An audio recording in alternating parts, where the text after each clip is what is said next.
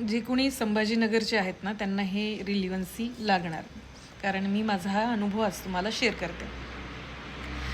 क्रांती चौक जे सिग्नल आहे तिथे एक व्यक्ती आहे, त्याच्या हातामध्ये रोज एक मुलगा असतो, एकच सेम मुलगाच असतो दरवेळेला. पण कधी त्याच्या पायाला फ्रॅक्चर असतं, कधी त्याच्या हाताला फ्रॅक्चर असतं. आणि आज सकाळी जेव्हा मी सिग्नलवरती गेले होते तेव्हा त्या मुलाच्या डोक्याला खूप मोठी जखम होती. पडला होता वाटते खेळता खेळता, पण त्या व्यक्तीला त्या मुलाने त्याचं घेतलं आणि तसंच तो त्या मुलाला घेऊन भीक मागायला लागला. धडधाकट माणूस, हातामध्ये मुलगा आहे आणि त्या मुलाला जखम झालेली आहे. गाडीच्या पाठीमागे मी बसले होते तेव्हा मी त्याला बोलले. मी त्याला म्हणलं, जर हे जखम झालेली आहे तर तू सिग्नलवरती का थांबतोयस, तू दवाखान्यात का जात नाही? तेव्हा तो म्हणला, माझ्याकडे पैसे नाही आहेत. मला सांगा, ह्या लोकांना सरकारी हॉस्पिटल्स फ्री नाही आहेत का? मग हे लोक तिथं का जात नाहीत? त्याच्यासोबत तो एक मुलगा होता. त्याच्यानंतर हळूच एक पाठीमागून 2 मुली आल्या, तोही त्याही तिला बाबाच म्हणत होत्या. त्याच्यानंतर परत एक मोठा मुलगा आला, त्याने काहीतरी त्याच्या भाषेत त्याला बोललं, मला नाही समजलं ते, पण तो म्हणत होता की चला तिकडे, बहुतेक आई बोलवतीये. जेव्हा म्हणजे त्याला किती, हातातला एक मुलगा, खाली 2 मुली आणि परत एक मोठा मुलगा त्याच्याकडे होता. आणि मी जेव्हा, लक्षात घ्या अजूनसुद्धा, शिवाजी महाराजांच्या पुतळ्याच्या समोर आता ते लोक झुडपं अजूनसुद्धा असणार आहे.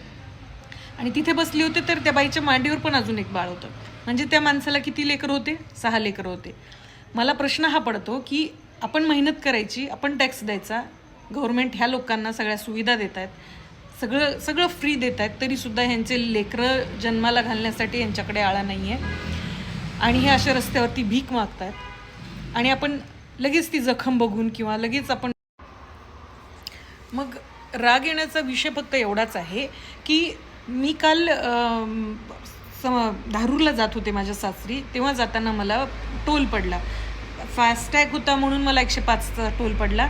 आणि वापस येताना मला कॅश द्यावी लागली. 135 रुपयाचा टोल हे लोक आपल्याकडून घेतात.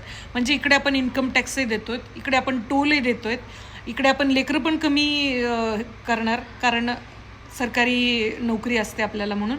आणि ह्या लोकांना काय, या लोकांना गव्हर्नमेंट हॉस्पिटल्स फ्री आहेत, या लोकांना लेकरं किती जन्माला घालायचे ह्याच्यावर सुद्धा आळा नाही आहे. हे लोक सर्रास भीकही मागतात, हे लोक सर्रास आपल्या सोसायटीमध्ये फिरतातही, यांना कोणती जबाबदारी नाही आहे, काही नाही आहे. आणि आपण काय करतोय, सिलेंडर महाग घेतोय, आपल्याला सोनं नाणंसुद्धा आपल्याला महाग पडतं, आपल्याला टोलसुद्धा भरावा लागतो.